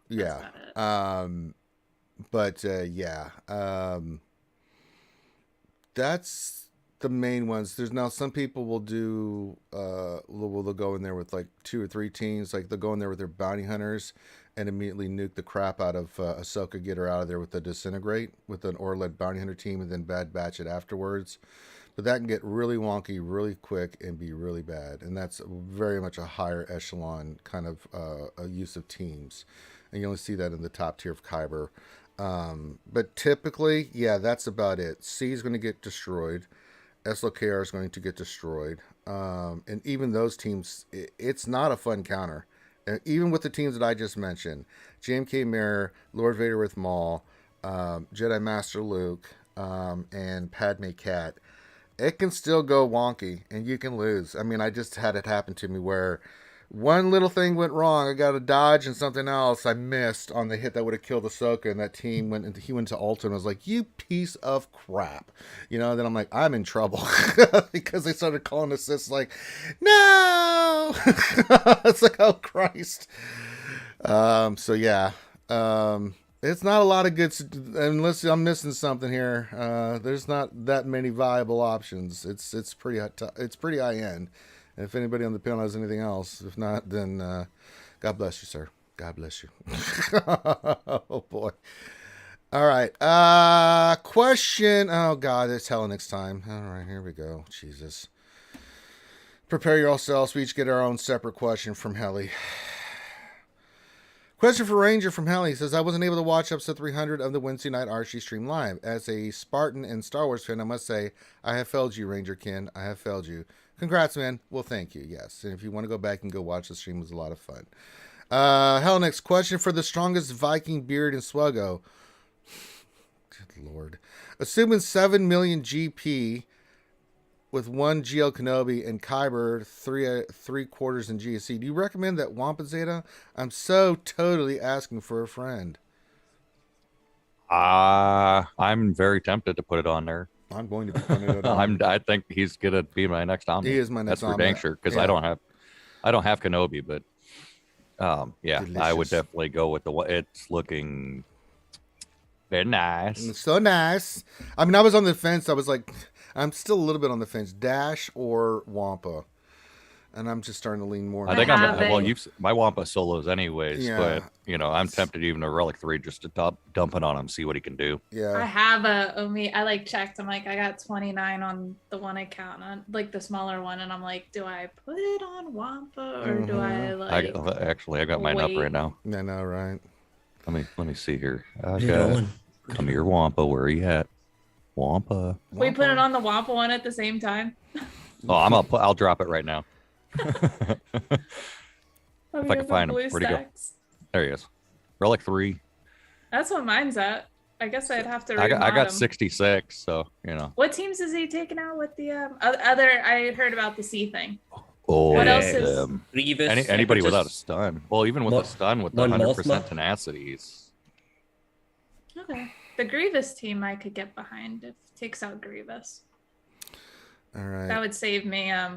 Well, we know Mon Mothma, Grievous, Iden, it takes out. So that's just, you know. All right. So hold on. Let me do this. Don't just do it to do it. Just I did it. All right. There you go. I'll be doing. I was debating it, but I really wanted to see how it was going to work out. But if it can take out Iden and Grievous, I'm all for that. There you go. All right. Question for the fly ascend, fly to ever fly over SWGOH. What do you think about Mesa's update? Should I apply all his Zetas in Omicron? Also, no, we're not. The backstory of the name, Halinix, you're going to get banned. Don't ever ask that again. How long do we have? I will murder you, Halinix, with chess. We'll play chess and I'll murder you with chess. Okay, I've never really been a lover of Mace Windu. I have to say, I'm not one of these people that's like, oh my God, he's amazing. You mean like Ram? Well, no, I don't know. You mean like Ram Bam? You can say Ram Bam. It's okay. We know who he is. You said it twice. If anyone says it again, he'll turn up. I think the rework's good. Any rework's good. I had a look at the Zetas. Ooh, I don't know. I'm going to have a look. His eventual place for me is obviously going to be in the Starkiller team. I need to look to see what the actual Zetas do on that specific team in GAC alone. So yeah, I don't know. It's causing more problems. It's giving you effectively a new General Kenobi. Yeah, I think any rework's good. It's good, but I haven't put any of the Zetas on or any of the other stuff on. I put all the standard stuff back on, but I've not done anything to them as far as Zetas yet. I did, and I'm all for it, 1,000%. And because I can use them wherever I damn well please. I could put them on the Starkiller team. I could put them on the GMK team. I could put them with another Jedi team. Hell, I could put them with a Qui-Gon team. And imagine that sick-ass team, because... He works with Padme, too. Yeah, Padme, I could put him on there. That's going to be really nice. So I think it's worth it, no matter where you put it. He just adds that extra flavor to whatever team you're using that just works really well. So... I dig it. I think he does need the. Well, we talked about this on lunch stream earlier this week, and it's that there's two. You don't need all three. No, you just need Vapad. Vapad was the one we said you have to get. And then what was the other one? This party's over. This party's over. Yeah, those are the two that are needed. The other one, it's Sense Weakness, but that's the Zeta and then the Omicron. But I think Vapad, we were looking at, that's the one you want, and then this party's over, and the other one is kind of secondary. But yeah. Right. Really good. Really, really good. Oh Christ, here we go. There's more Hellenic stuff here, huh? It's your turn, Kate. For the most famous SWGOH streamer, Mrs. Underscore, one of two, I lost my first handful of the new GC rounds, then won like 8 in a row, and now I've lost another couple facing opponents with literally all the GLs versus my one GL. Do you think GC matchmaking is fair and balanced? When will it balance out? When will it balance out? I don't know, because I'm pretty sure we said 3 months, and it's been 3 months, and we're still seeing odd matchups. But I think I mentioned it a little last week. I think they just need to add some coding changes to do like a little bit of compares. Like I've been getting very unlucky with the matchmaking, but I know people who have been like lucky and stuff like that. So it's luck in a lot of ways. It's where you fall, and there could be a lot of people with the same skill rating, but you could just happen to land with all the 6 GLs, and somebody else could have the same exact skill rating. You can land with somebody with no GLs. Like, do I think it's fair? No, but I think there could be coding changes that could be made. Just add in compare of like, hey, let's look at the GLs and make them comparable or stuff like that. But obviously then you're going to also say, if we're winning and all that, we should be going against more competitive people, but there becomes a line, if that makes sense at all. Mm-hmm. What I've noticed over the last 3 months has been there's a group of us that are moving up at the same speed. Like I faced the same guy a couple times in 2 months, or not even 2 months, like 2 weeks. It was like the last week of last month, and then the first week of this month we faced each other. And I've been seeing a lot of the same names that are climbing all at the same time. And so I think what they really need to change is instead of split, it's like they take the Kyber 3 or whatever you're at, and then they take your skill rating and they just go down the list. They go, okay, the first 8, the second 8, the third 8, the fourth 8. What they need to do is completely randomize that, and whatever the same skill level is, it's not going to be the people that are around you. It's just randomly whoever has that skill rating should be facing each other rather than just that list of 8, because you can already pre-scout who you're going to be fighting against. And if you look at the leaderboard, you can see, okay, go 8 up and 8 down. Those are most likely who you're going to be facing, somebody in there. Whereas if it was that same skill rating across the board, then you would never know who you're facing. And I think that might balance some of it out too. Yeah, I think there's just a couple coding changes that could be made, but I know we've talked about the code before and how, I guess, difficult that would be, even though I don't really think it would be that difficult coming from having a little bit of a computer science background. I don't think it'd be that difficult, but then again, I don't know what their code looks like. I couldn't tell you, but I know we've talked about it. How, didn't you say Ranger the other day or last week it was like spaghetti? Like, I don't know, something. It wasn't that great, and then they redid the coding or something. Yeah, they did that last year, the spaghetti coding. Yeah. Because the game was originally set up, and then they added the new update to it to try to fix it so they can monetize. So a lot of it has to do with like the new look of it and other things like that. So yeah. Yeah, I think if they just added, like, I don't like how it goes all down one list. Like, there could be a ton of us with the same skill rating. I have, in the current JC luck, I have 1 GL, and my whole bracket is 3 and 4 GL opponents. But then there could be people with the same exact skill rating as us, and they could be they would have been a better match for me. Like right now, it's like my account, they have 2 GLs on defense, 1 in each wall, and it's just like, if they like clear like even 3 of my zones, I'm done. There's no way I'll be able to get really by the 2 GLs they put on defense. Like, it'd be very, very hard for me. So yeah, I don't know. All I right. would say, I mean, I had a work trip in Germany where I wasn't really able to do 2 GACs to my absolute optimum. So I just kind of slow played them. And I'd say to anyone, look, you know, if you do have a family time, or if you do have a time you're busy, just throw that GAC match. Have a wee go, you know, practice your off counters, practice different defense, practice stuff. But oh my God, just losing a couple immediately gives you significantly better matchups when you come back into your more focused time. So I'd say to anyone, kind of yeah, don't be frightened just to take a bit of family time and drop down a bit. If you aren't enjoying it or it's just too ridiculous. When you open the phone or when you look at your opponent, you're just, oh, Jesus, this again. Then just take a bit of time, drop down 100 points and you suddenly get far more fun matchups. And, maybe it's just, I think people need to balance the need for crystals with the need to enjoy the game mode. And I think at the moment, everyone's stressing to be the highest possible. So I'd say to people, just take a bit of family time if you're not enjoying it or if you're out there, then anyway. I think that's a thing in general. And I think a lot of us are going to be faced with it, especially with a lot of us going back into office. And like, I'm like feeling it now, like with being in such a TW focused guild, it's like, I'm not going to change my work schedule to accommodate a game. Like it's just something you're going to have to take into consideration. And like, we're starting to go back all out more. Like we're pretty much transitioning back to normal life. And I think this applies for anybody really. And enjoy your life. Like this game is not your life. Like that's just me though.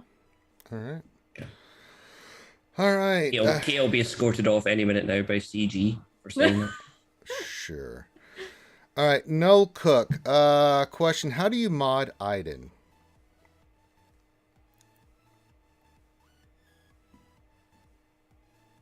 I forget what I put on her. I think I just threw mods on her. You just threw mods on her. Okay, that's not a really good answer. I forget. I modded her once and I just left her. I think I put speed and potency on mine. It's secondary mod, so I haven't really fully put like a really great set on her. I put speed and potency. Yes, yeah, same thing.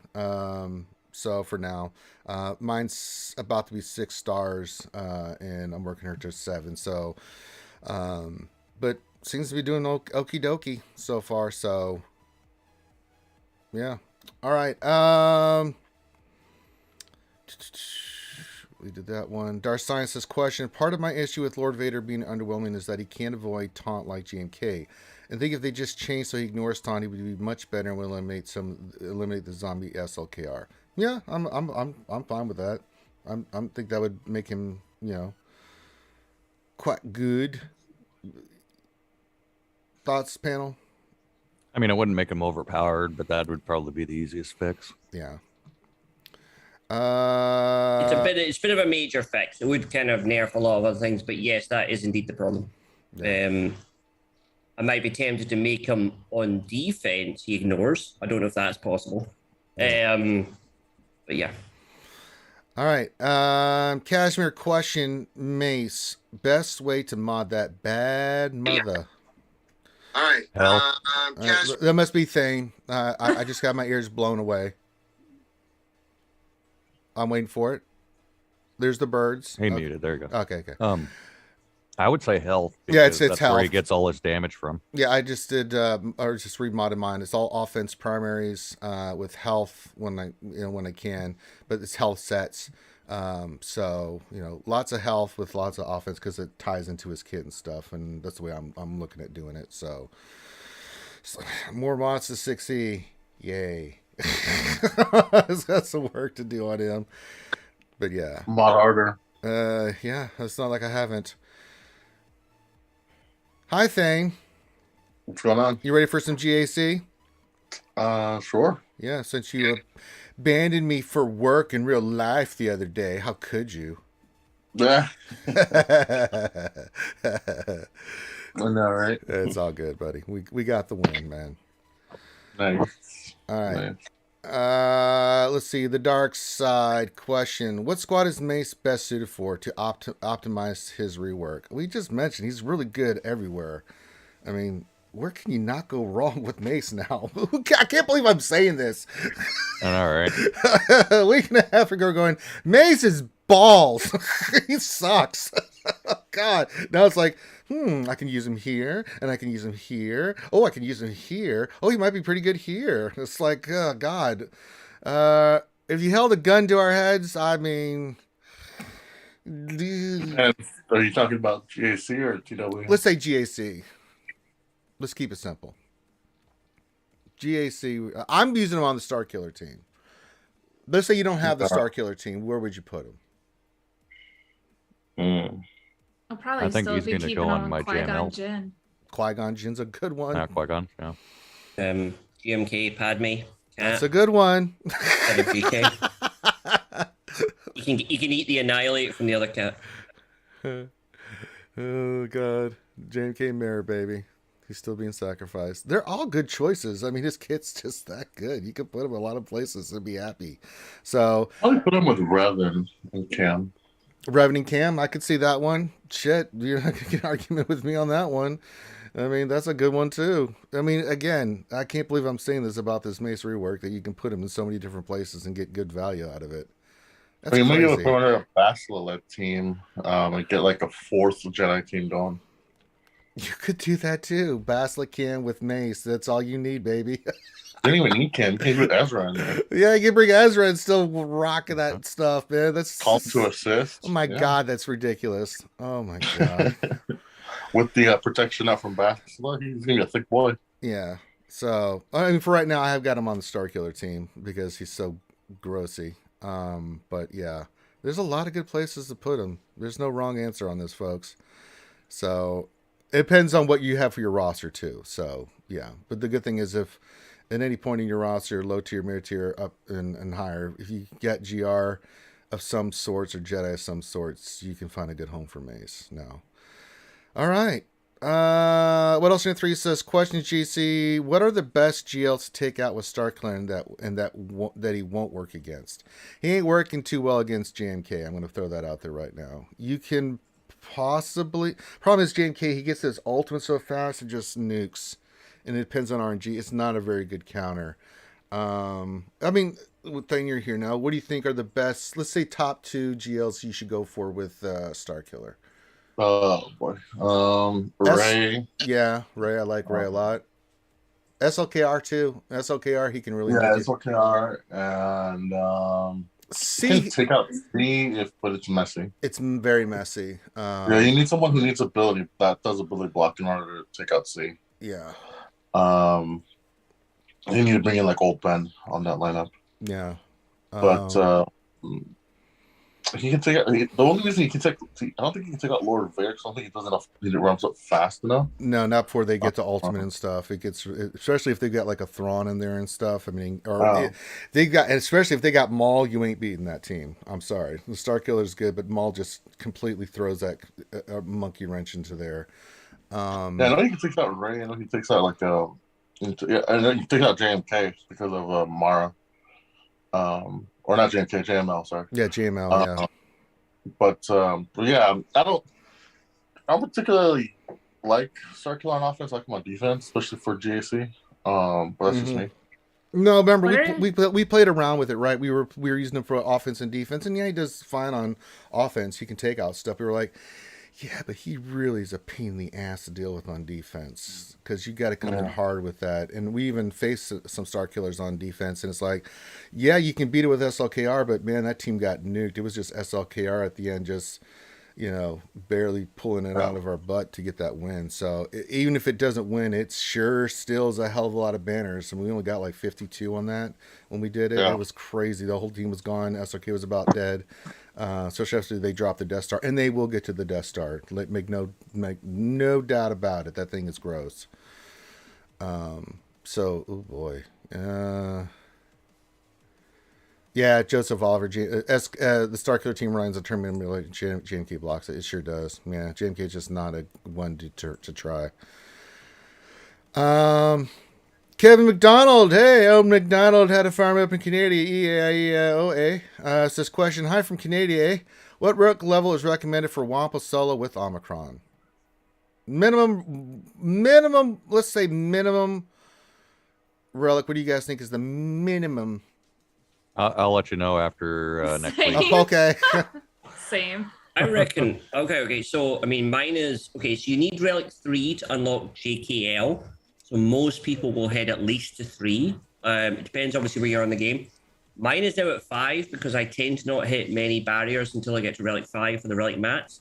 To be honest, I reckon a really low Relic, as long as he gets those first couple of turns in, he just ramps up his tenacity, ramps up the damage. So it's really only survivability through the first hit or two. So okay. So Relic 3 is probably where most people have him, and that's where most of the content creators or stuff you see will probably be. Relic 5 is just over the top. But yeah, he'll work perfectly well at Relic 3. But actually, I think if you've modded him right, the only thing to watch out for the stuns, watch out for the heal immunities, especially at the start. So, that's why you want to land that daze at the start. Once you daze the team, then you kind of avoid anything like that, any target locks or anything silly like that. So it's really just the only thing about the Wampa Omicron is to watch the first move, work it through in your head, work it, oh, hang on, that IG-88 is going to go, he might land this on me, or it might do this on me. Just watch all that and just work out that first move, and then you're good. All right. The Dark Side says, question, should we judge the TIE Interceptor according to Arnold's 5-star testing? As an enforcement ship, it doesn't appear to be having much impact. Yeah, I think you meant reinforcement. As a reinforcement ship, it doesn't appear to be having much impact. Wouldn't judge anything by 5-star test. No, it does really well, but I don't think you're going to see the true results of that ship until it's 7-starred. Because I don't think you can. So sorry. Go. So I've been playing with this in GSE for a week. Essentially, the TIE Interceptor is a defensive ship under Thrawn, I think, to reduce his ultimate. Mm-hmm. So I think the smartest place to really put mine's on offense, so I'm an idiot because I want to play with them. But the smartest place to put the TIE Interceptor is on the bench under Thrawn, with the TIE Bomber, Vader, maybe that other bomber thing, and actually try and reduce the Thrawn execute or annihilate. So I think everyone that's testing it, they're obviously testing it only on offense. And yes, on offense at the moment, I'm not too impressed. I did take my second sister up to G11 and max out its stuff. But yeah, on offense, I still haven't been too impressed.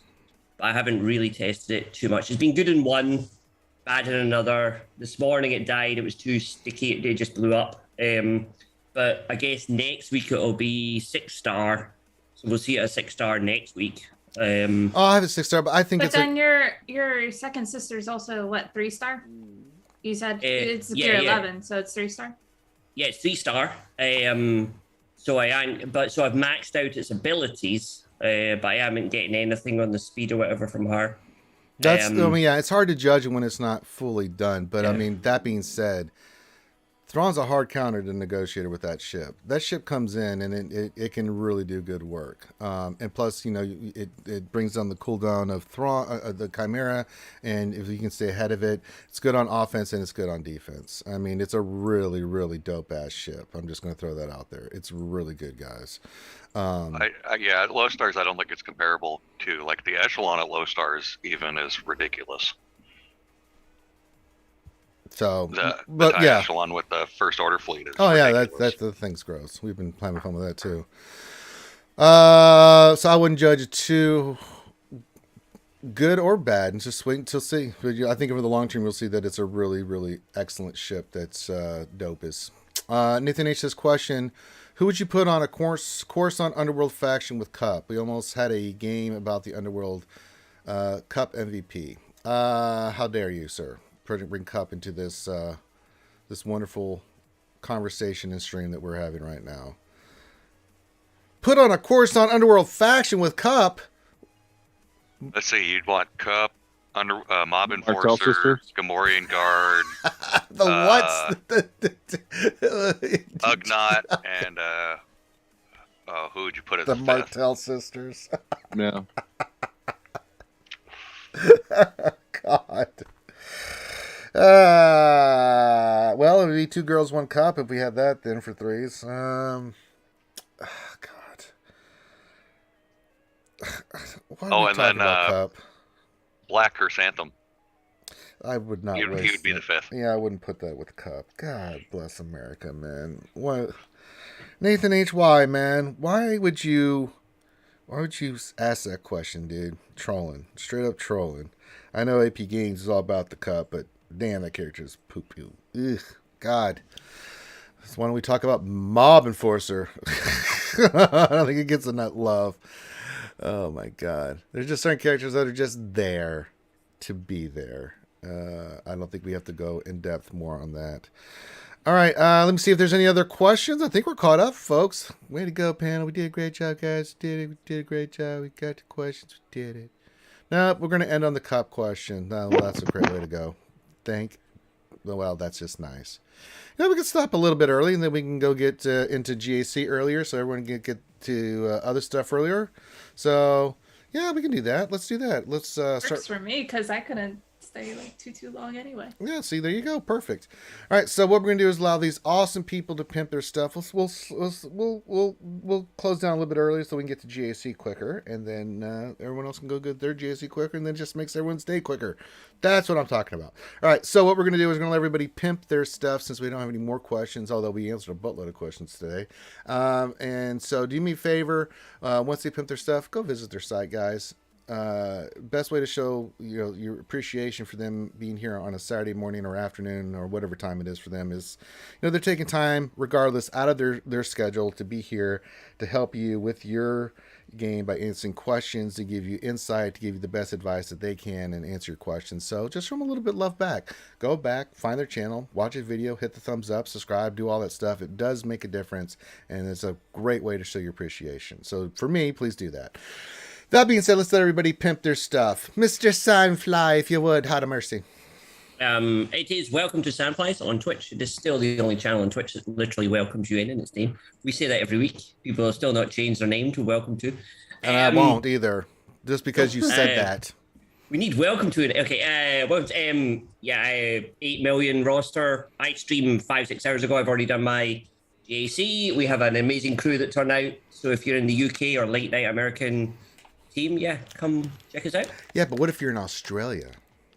Well, Australia, then you're in the early evening, like at 5, 6, 7 o'clock PM on a Monday night or on the night, which is fantastic. So it suits everybody. It's a wonderful place to be. We play wonderful music, and yeah, it's cool. It's cool, and we come here every week, not for follows, not for likes, just to try and get into D&D. Oh.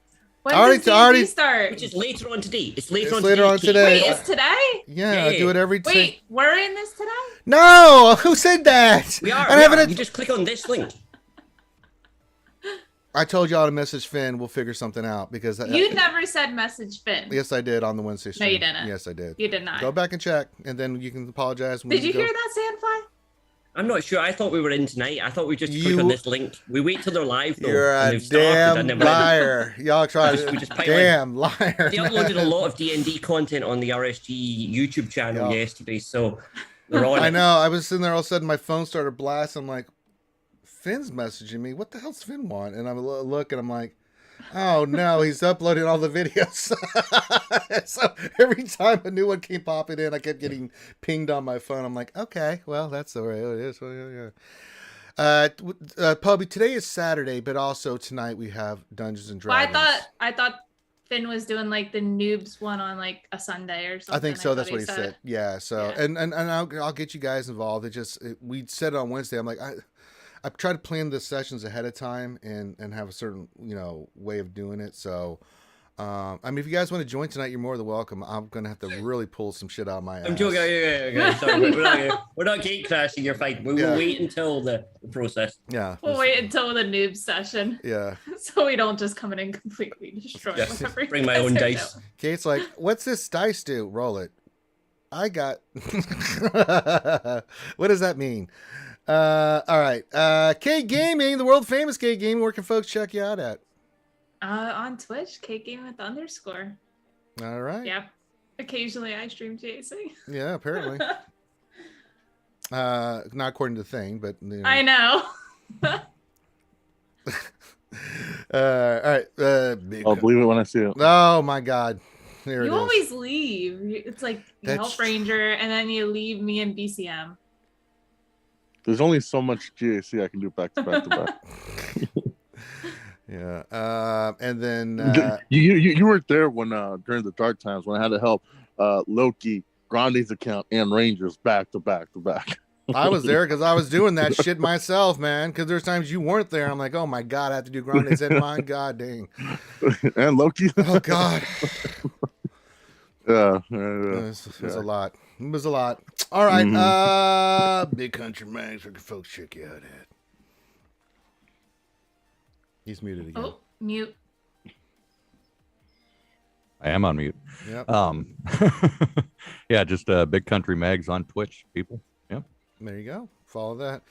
And then, of course, what we're going to do now is we're going to take a 10-minute, 15-minute break. We'll start at the top of the hour, give these folks some time to go to the bathroom, drink some water. Everybody on the panel is more than welcome to hang out as we get ready for GAC. We're going to go knock out GAC. Then I'm going to take a break, and then I got some stuff to do and get ready for tonight because I do have my D&D session. D&D Beyond. So we'll do that tonight, and that'll be at 8 p.m. Eastern on the Twitch channel as well. And we'll do GAC on Twitch as well right after this. And if you need to know the link to the Twitch, it's in the description of the video, and you can check that out. So there you go. All right, with that, I think we're going to wrap this one up. Thank you guys so much for joining. Make sure you hit the thumbs ups and subscribe. It really does make a difference. Think about becoming a Patreon sponsor if you really love the content. Anything else? Blah, blah, blah, blah, blah, blah, blah. I did a video with Cubs this week on Omicrons. I was with AP Gaines yesterday on his channel doing mini Ross reviews. So I'm always busy doing stuff with other folks. Apparently Ram Bam's streaming right now, so let's try to get a lot of people over on Twitch so we can say we can knock out our GSC, then raid his channel and be like, how about now? How about now? Mace, how about now? And just give him a hard time. But let's knock out GSC first. All right, with that, we're going to wrap it up. So on behalf of myself and the wonderful panel here at the Jedi Academy, thank you guys so much for joining us. If we don't see you soon, we'll see you when we see you.